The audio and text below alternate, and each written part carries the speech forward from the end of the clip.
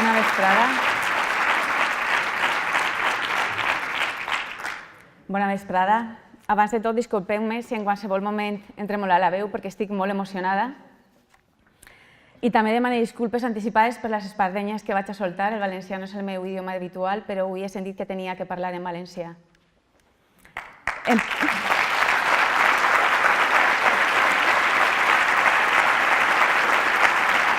Gràcies.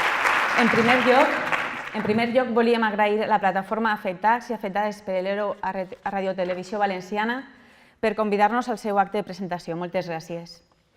Quan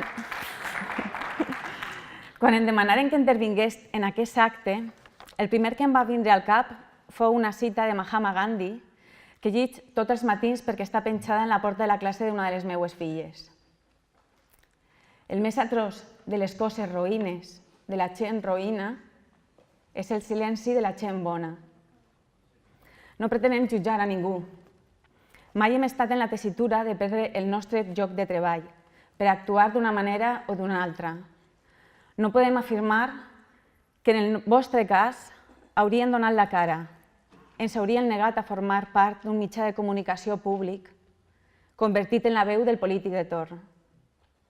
Però també és cert que sense el silenci de 1.645 treballadors de Radio Televisió Valenciana no haguera sigut possible la censura, la manipulació informativa i l'estratègia del silenci que ha envoltat a realitats com l'accident de metro que va ocórrer en 2006. Permeteu-me que faig memòria. Llei de la Generalitat Valenciana 7/1984 de creació de l'entitat pública d'RTBV. Capítol 1, article 2, 1. L'activitat dels medis de comunicació social de la Generalitat s'inspiraran en els principis següents, i citi alguns. L'objectivitat, veracitat i imparcialitat de les informacions. La separació entre informacions i opinions, la identificació de quins sostenen aquestes últimes i la lliure expressió de les mateixes.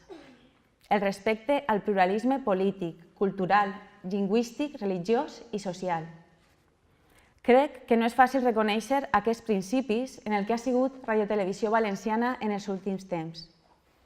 Les denúncies de corrupció, Salvem el Botànic, Salvem el Cabanyal, Plataforma de la Dependència, Roman de la Calle, han sigut moltes les veus silenciades i la nostra ha sigut una més. El 3 de juliol de 2006 va ocórrer a València l'accident més greu del metro a Espanya.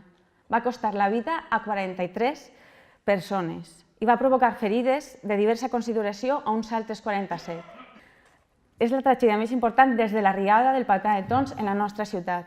I llevant la cobertura de la primera setmana en imatges d'hospitals, tanatoris i funerals, si ajuntem tots els minuts de cobertura informativa que Canal 9 o Ràdio 9 van fer d'aquest accident, crec que difícilment arribaríem a 2 hores d'emissió. Us necessitaven.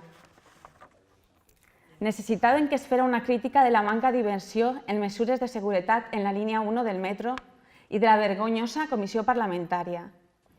I també us hem necessitat cadascú dels dies 3 d'aquests últims 7 anys, en els que hem estat ixint al carrer demanant que es depuraren les responsabilitats per la pèssima gestió d'un mitjà de transport públic com és Metro València.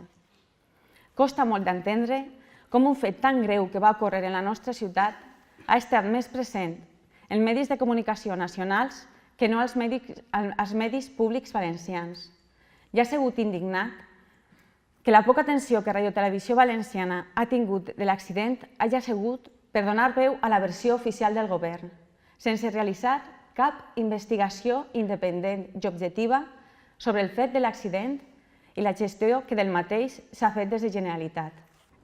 En la vostra invitació es pot llegir: ens han fet fora per no acotar el cap i ara, més que mai, no anem a acotar-lo. Crec que gran part de la societat té la impressió de que sí haveu acotat el cap i, malgrat això, us han fet fora a 1.198 treballadors i treballadores. És evident que no coneixem què és el que ha passat a Radio Televisió Valenciana. No ens han arribat les veus discordants. També vosaltres heu sigut silenciats. Tenim que contar-ho. Conteu-nos com es fa per convertir la televisió pública de tots els valencians en el gabinet de premsa del govern. He dit abans que us hem necessitat en el passat i encara us necessitem. Teniu que denunciar-ho, cridar-ho ben fort.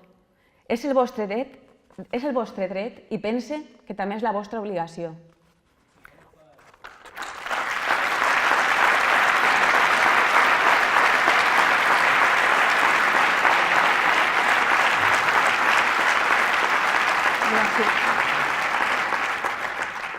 Us convidem, us demanem, us preguem que participeu en la nostra web Zero Responsables per contar com s'ha silenciat una tragèdia tan greu i que ha corregut tan prop de nosaltres. La societat valenciana té que conèixer què mesures de pressió funcionaven a RTBB, com les xicotetes concessions, el mirar cap a l'altre costat, la possible manca de solidaritat entre els treballadors i entre els ciutadans en general pot esdevenir en un sistema malalt i podrit que condena a la indefensió a les víctimes de l'abús i de la incompetència dels que governen. I per finalitzar, us felicitem per la vostra iniciativa de crear un medi d'informació digital on podeu fer la tasca informativa que no us han permès fer a Radio Televisió Valenciana. Un medi on podeu demostrar el nivell de professionals de la informació valencians. Teniu al vostre abast fer un medi de comunicació modern, divertit, innovador i, per suposat, crític, on es qüestione al govern i a l'oposició, que ens parle de realitats diferents, que rebutja el pensament únic, un espai per a tots i on tots càpiguen. Estem convençuts que si volem un canvi real, si volem un model diferent de societat, el que tenim que fer els ciutadans és treballar en honestedat, fer les coses el millor que sapiem, cadascú des del seu àmbit. La tasca informativa depèn de vosaltres. Redactors i redactores, càmeres, tècnics audiovisuals, realitzadors i realitzadores, presentadors i presentadores. Si el canvi no el fem nosaltres, qui ho farà? Moltes gràcies. No oblideu que us necessitem. Gràcies.